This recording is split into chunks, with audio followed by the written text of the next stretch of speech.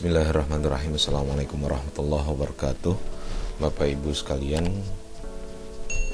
berikut kami sampaikan tutorial penyusunan kuis menggunakan Quizizz, aplikasi Quizizz. Yang pertama kita lakukan adalah mengetik alamat URL-nya, kita bisa akses melalui quizizz.com. Ini tampilan awalnya. Kita tidak perlu sign up terlebih dahulu untuk masuk, kita cukup login saja. Login menggunakan with Gmail. Jadi kita yang menggunakan akun Gmail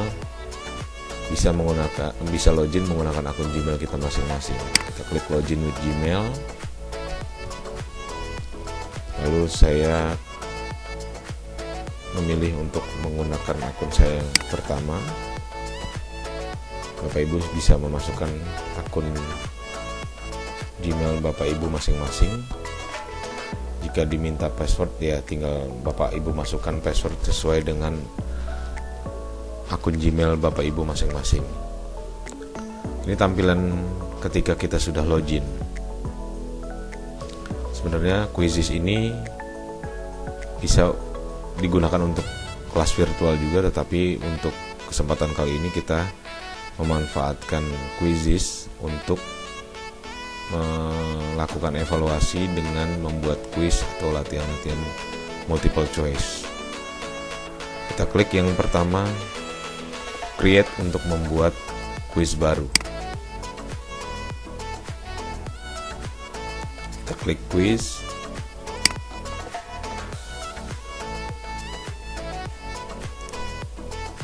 Di sini Bapak Ibu bisa menambahkan nama, memberi nama kuis dengan misalkan latihan 1 kelas 7. Ini choose relevant subject. Ini bebas saja dipilih, apakah social studies atau world language, bebas saja, tidak begitu berpengaruh. Bisa kita lanjutkan, klik next. Nah, ini ada beberapa pilihan yang kami buatkan tutorialnya adalah untuk multiple choice. Nanti Bapak Ibu bisa explore lebih dalam lagi untuk yang checkbox, fill the blank, poll, open ended, slide dan sebagainya. Kita coba yang multiple choice. Ini untuk yang pilihan ganda. Nah, tampilannya akan seperti ini. Yang perlu kami sampaikan adalah kolom yang right question here ini adalah kolom pertanyaan yang bisa Bapak Ibu ketik baik berbahasa Indonesia maupun menggunakan huruf bahasa Arab. Jika ingin menampilkan gambar, soalnya berupa gambar, audio ataupun video, Bapak Ibu tinggal klik tombol yang paling sebelah kanan, add image, audio or video. Contoh, misalkan Bapak Ibu ingin memberikan soal mufrodat tentang sibahah atau renang gitu. Bapak Ibu tinggal memberikan gambar, mencari gambar di Google, gambar orang yang sedang berenang, lalu pilihannya nanti di sini sibahah, kuratul qadam dan lain sebagainya. Untuk misalkan tulisnya tentang babnya materi tentang riyadhah.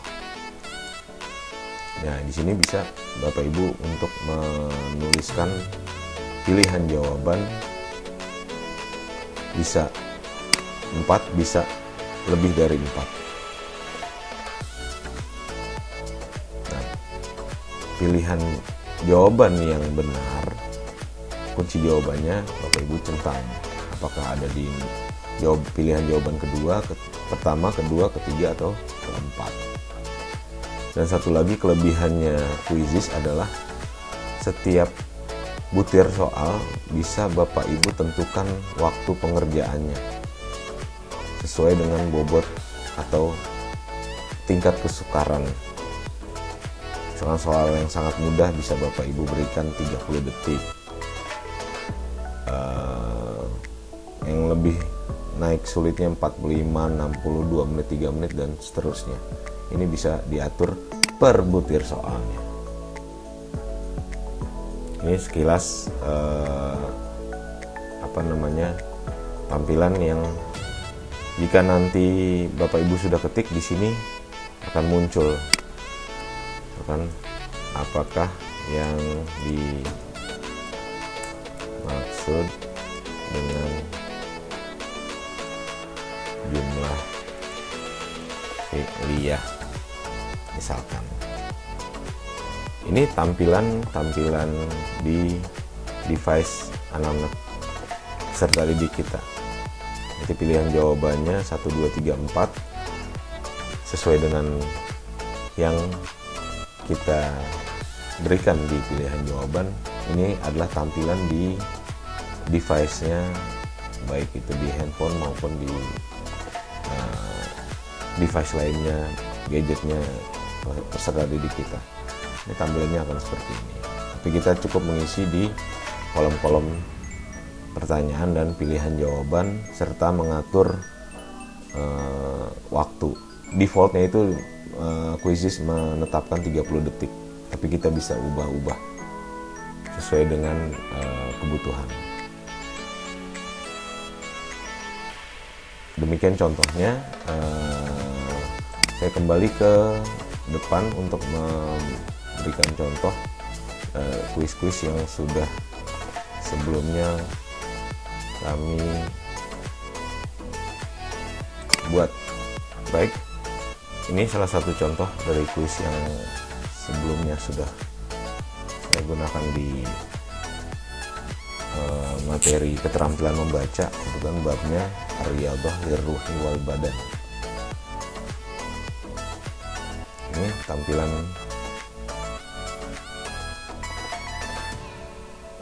tampilan pertanyaannya.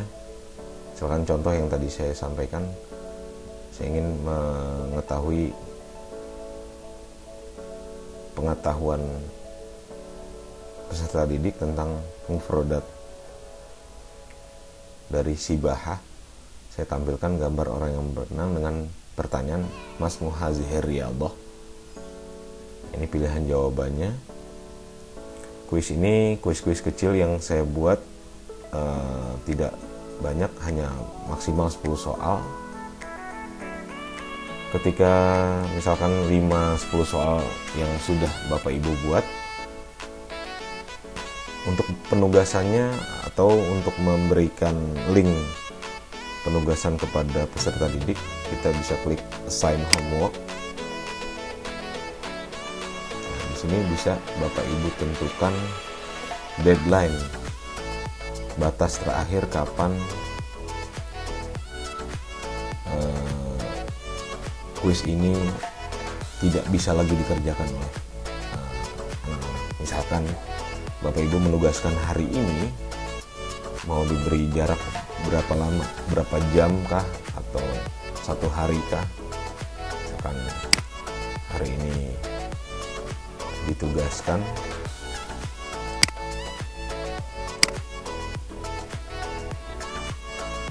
hari ini 29 Agustus pukul 5.37, misalkan mau maksimal pukul 8 hari ini misalkan, atau misalkan beri agak waktu yang lebih lama pengerjaan untuk siswa kita, peserta didik kita, agar bisa menyesuaikan, karena mungkin bisa jadi gadgetnya bergantian dengan anggota keluarga yang lain. Misalkan pukul 5.45 tetapi PM sore, jadi pukul 5, katakanlah 5.00, jam 5 sore batas kita berikan hari ini pagi kuisnya, paling lambat sore misalkan. Itu kita klik continue.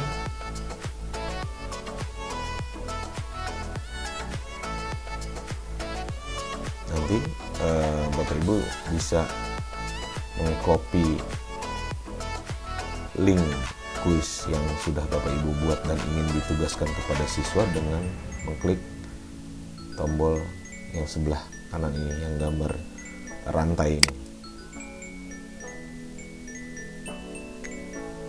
Nah, ini link sudah tercopy, Bapak Ibu tinggal kirim misalkan via WhatsApp group kepada siswa atau WA pribadi atau lewat mana komunikasi Bapak Ibu gunakan untuk melakukan memberikan instruksi, atau melalui Google Classroom bisa link tersebut tinggal di tinggal di copy paste ke tempat kita menugaskan,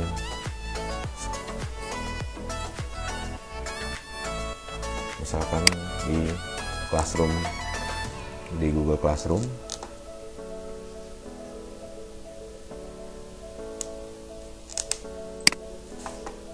Kita tinggal menempatkan di tugas atau tugas kuis, nanti beri judul latihan berapa, petunjuknya apa. Kita tinggal klik tambahkan di Google Classroom, link kita copy paste, kita paste di kolom link, kita tambahkan.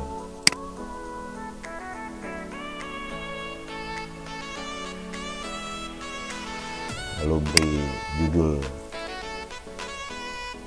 latihan bab 7 misalkan. Tunjuknya ikuti kuis melalui link di bawah ini. Mungkin bisa diberikan informasi batas waktu pengerjaan kuis sampai dengan jam atau pukul 17.00 hari ini.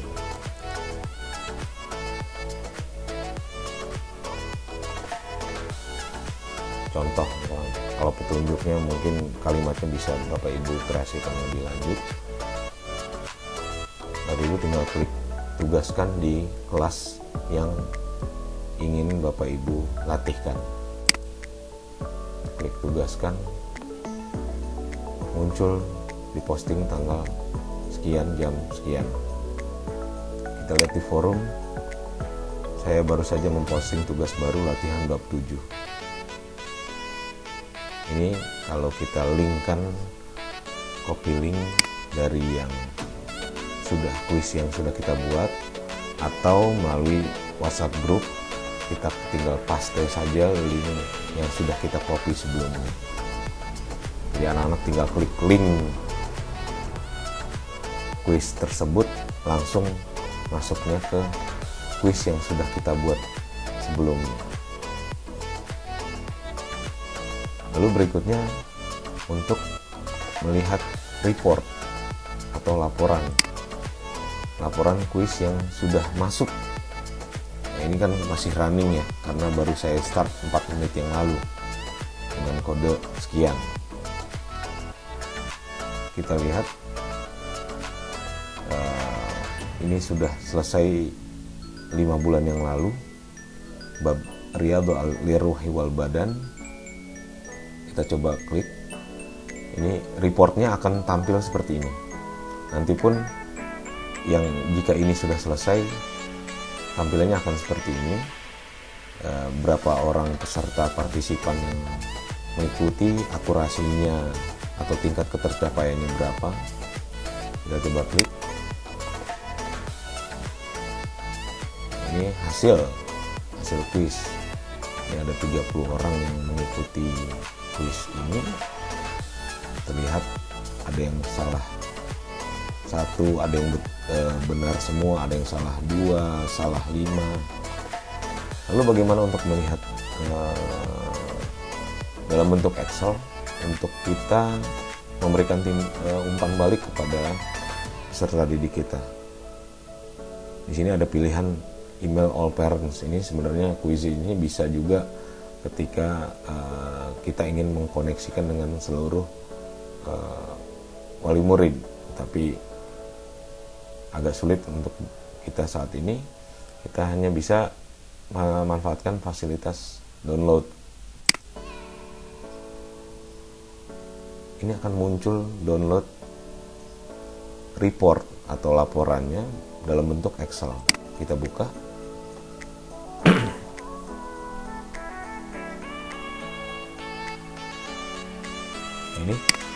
Ini adalah report. Nanti Bapak Ibu bisa rename atau menamakan ulang filenya supaya misalkan dengan bab, riadoh, firul wal badan, kelas A, kelas B, kelas C dan lain sebagainya.